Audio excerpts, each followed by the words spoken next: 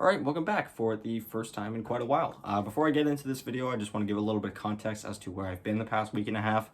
In my last video, before I left, I had talked about I was going to be traveling for the next few days, which is in fact what I was doing. But I was still planning on making content throughout my trip, which unfortunately fell through. I wasn't able to make any content to the quality that I would hold myself to, or that would have been too enjoyable for you guys to watch. So I ended up not being able to make any content. However, that didn't prevent me from actually keeping up with the DPC still. I was still watching as much Dota as possible, and I'm still relatively up to date with pretty much everything that's been going on in the DPC. So there's no worries there.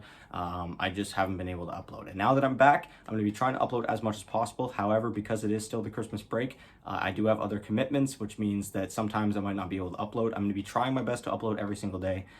But until the actual start of the second half of this first tour, I am not going to make any guarantees that there will be daily uploads. But once we get to January 5th, back to daily uploads, back to my regular schedule, and yeah. So, getting into this video now, I'm going to be talking about Nigma Galaxy, more specifically the one in Western Europe. Of course, they now have a team in Southeast Asia as well, who, opposite to this Nigma Galaxy I'm going to be talking about, is doing very well. They are in the lower division of Southeast Asia, but they're 4-0 so far. They have looked like one of the best teams, and they are looking like a front runner right now for that top 2 spot to get into this upper division, which means that it's possible that we see both Nigma Galaxies play against each other if they both make it to a major. That, of course, will require this Nigma Galaxy, the Western European one, to stay in that upper division, however, which is looking like more of a challenge than I think a lot of people would have anticipated by now, myself included. I, of course, did a prediction video just a few weeks before the season started, talking about which teams I thought were going to do quite well after all the changes that have been made to every single team and some of the players and stuff like that. And Nigma Galaxy, I think, is a team that I had ranked second in Western Europe. After seeing their performance at the We Play Anna Major and them falling a little bit flat in the TI qualifiers, but still looking quite strong. I had very high expectations for Team Nigma, especially since they kind of avoided the roster shuffle period, meaning that, you know, they were very confident in their team. I think their weakest point in the team at that point, before TI 10, was iLTW, and not to throw any shade at iLTW, he of course is a great player. He of course was just very new to the roster, and he just hadn't been as exposed to so much tier 1 Dota that some of the other players on the team did. And ultimately at the We Play Anna Major, Nigma ended up getting eliminated by both finalists. They got knocked down in the lower division by PSG LGD, which is still, I think, probably the strongest team in the world right now, if not top 2. And then they got eliminated by Evil Geniuses, who would end up finishing it again in the finals of that tournament.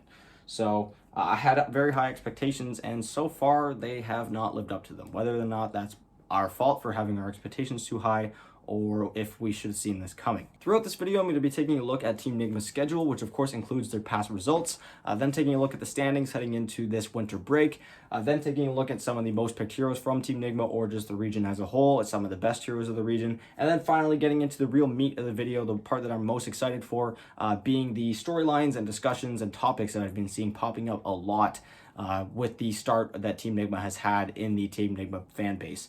Something that I'm really interested to hear from you guys, what you guys think is a real problem, where do you think the fix needs to be made, stuff like that. So, starting off with their schedule, they of course started off by losing their first 3 series to Team Tickles, Tundra, and OG. They did not win a single game in either of those series. Not only that, but the games that they lost, which was all of them, looked absolutely terrible. It just looked like better teams just absolutely beating on a lower tier team. None of these games were close. There was no bright side. There was no cup half full mentality. It was just beat downs. There was nothing really to look forward to, which is a big part of why I'm making this video. If this was a team that was starting off 1-3, that was maybe expected to do a little bit better, but in the 3 series that they lost, they maybe took a few games off of the other team, or at least in the games that they lost, it looked really close, it looked really competitive, then I probably wouldn't have made this video. It's the fact that the games that they lost have looked so miserable and depressing to watch that I'm making this. Not only that, but again, with the expectation that we had with Team Nigma this season. They did, of course, win their last series a few days ago against Team Secret. That is, of course, going to be a series that I'm talking a little bit more about later on in the video, and why I think they were actually able to turn it around and win that series, which really caught me off guard when they won it. I was expecting them to lose that one. Looking now at the series that they have yet to play against, they have yet to play against Alliance, Liquid, and Cool Guys. Lucky for them, Cool Guys and Alliance have also been off to rough starts, and the fact that they haven't played them yet is really nice because it means that if they're actually able to beat those two teams, they'll be able to dodge relegation. Those two series are super important. And I'm talking more about those two series more than the Liquid series because winning against Team Liquid and how good Team Liquid has looked lately is very unreliable. It's not something that you want to be going out on a limb on. Not saying that it's impossible for Team Nigma to win that series, but relying on beating the team that is 5-0 so far is a stretch. They play against Alliance on January 5th. As for Cool Guys and Liquid, we actually don't know when they play them yet. We don't have that part of the schedule. Taking a look at the standings heading into the Christmas break, again, Liquid in number 1, 5-0. They haven't played Liquid yet. For all the teams written in pink here, those are the teams that they've yet to play. We then have OG and Tickles, who are 3-1 each, tied for second place.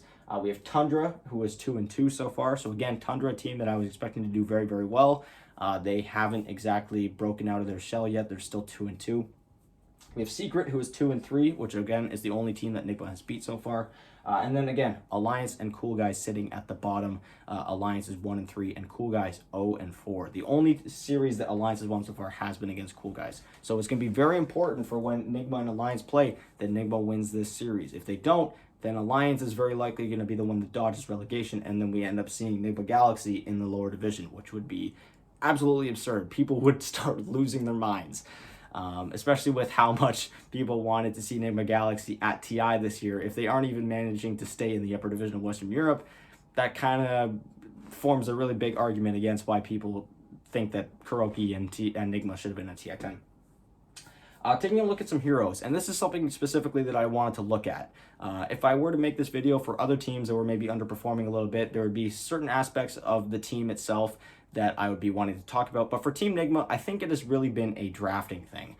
They have been really stubborn when it comes to conforming to the meta and typical drafts. And I think it has been a real weakness for them. Starting off with their most picked hero being Luna, they've played it 3 times and they have lost every single time. The hero as a whole is 1-9. So Nigma is not the only team struggling with this. However, the fact that it's their most picked hero is not a good sign. They are continuing to pick a hero that has had a very miserable start. Their next most picked hero, the only hero that they've also played 3 times, being Bane. They've actually won both games on Bane. The only game that they lost, they put it on the 4 position on GH. I don't know why they did that. It looked really bad, especially since they were running a position 5 Lion as opposed to the 5 Bane. Yeah, I don't know why they did that, but that being the only support that they've actually won twice on. We then have Beastmaster. They've picked it twice. In total, the hero is 3-6 in Western Europe. We then have Queen of Pain, who they've played twice. Again, both being played by iLTW in the safe lane. Looked very good.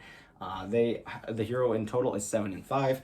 We then have Weaver and Monkey King, who are both 0-2 for Team Nigma. They've played the Monkey King being played by Kuroky in the 5 role.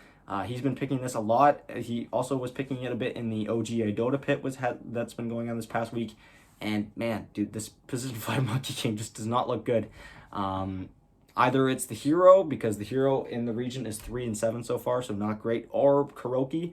I know that when the hero was popular, it was getting played in the position 4 role a lot. He's been playing at 5. It has really not looked all that good at all. For most picked in the region, we actually have Snapfire, who has been picked 22 times. Team Nigma has not picked the hero once. We then have Bane, who has been picked 18 times. Team Nigma has played it 3 times. We then have Mars, who is picked once by Team Nigma out of the 16 games that he's been played.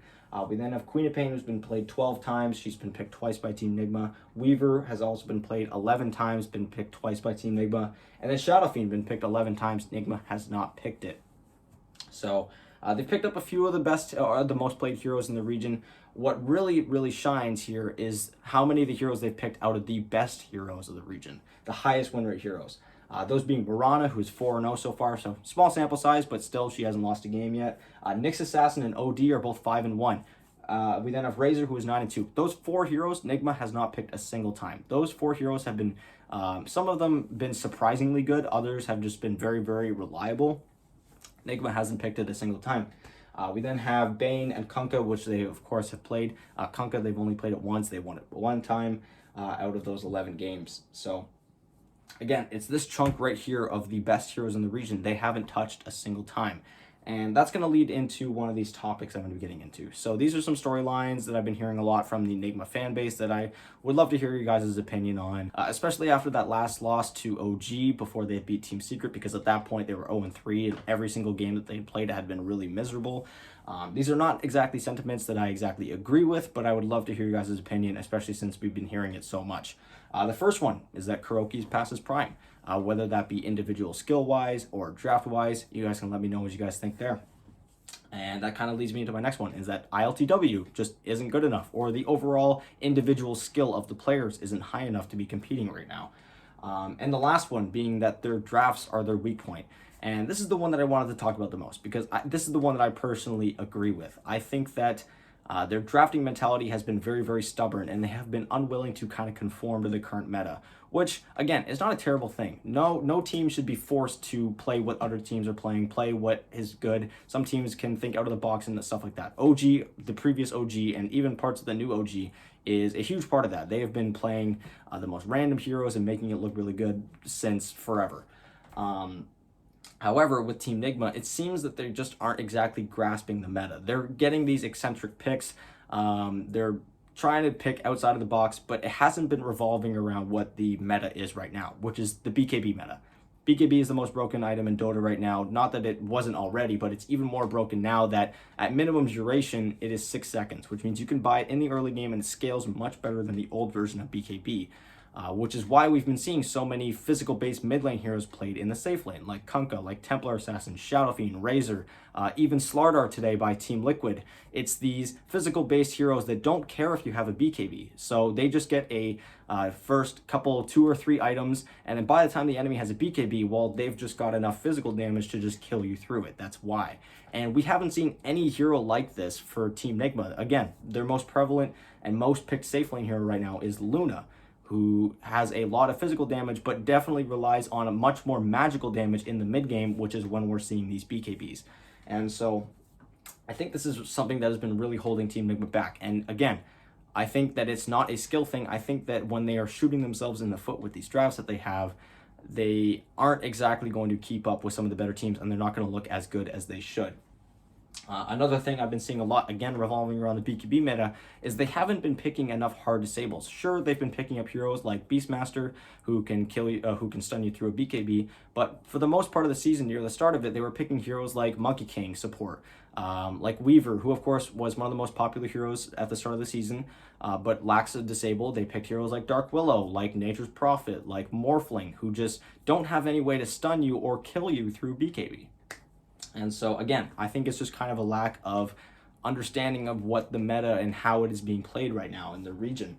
And the last little thing I wanted to talk about, and this bringing back to the Team Secret Series that they won, and the reason why I think they won that is because they've started to kind of copycat drafts from teams that they're losing to. And you see this specifically in the OGA Dota Pit tournament that they played through this last week. They, of course, played against Team Secret in the upper division, where Team Secret picked OD in both games that they beat them. Team Nigma immediately in their series following that, they picked OD. And it just looked like they didn't kind of understand why Secret was able to make it work, as when they picked it, it just looked terrible. They lost to Tundra, who in those 2 games that they beat them with, first picked Queen of Pain and Bane. And then in this series that they played after losing that one to Tundra, Team Nigma first picks Queen of Pain and Bane, and they win both games with them. So they are copying some other teams, and it kind of feeds into my thought that they're kind of a little bit lost in this meta now that they're starting to copy some other teams that have been better than them. But hey, if that's what it takes to win, then that's what it takes to win. So we'll see how it goes. Again, I'm expecting for there to be a patch throughout these next few weeks that there isn't any DPC Dota. It's been quite a while that we've been playing on this patch, so they're going to have to start thinking of some new strategies. Will they actually be able to come up with their own? Will they understand the meta as well as some other teams? Will they be able to set themselves up for success? And finally, will Team Nigma Galaxy be in the upper division for the second tour? Will they be one of the 2 teams that gets relegated? You guys can let me know in the comments down below. As always, thank you guys so much for watching. Again, sorry for not posting for the past week and a half. I tried, but now that I'm back, I'm going to be trying to post as much as possible. And once we get back into the actual DPC restarting once again, I'm going to be posting every single day. So yeah, thank you guys so much for watching, and I will talk to you guys again hopefully tomorrow with another video. Bye.